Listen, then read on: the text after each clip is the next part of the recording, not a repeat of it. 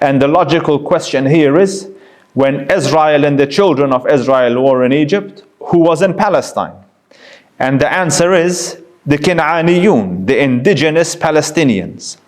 They were there before Abraham came, and they were there now when Israel and his children were nowhere in Palestine.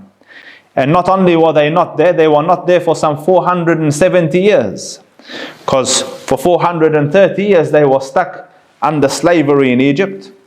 And then they came out at the time of Moses. So eventually God Almighty sent Moses to take them out of the bondage of slavery. And then they crossed the sea, you know, a famous story.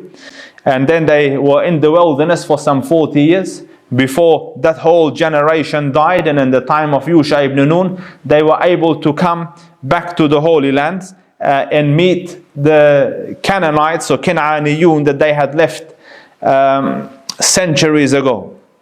Now, another important little addition to our story: whilst the children of Israel were in Egypt in bondage, another tribe came and settled in the land of Canaan as well.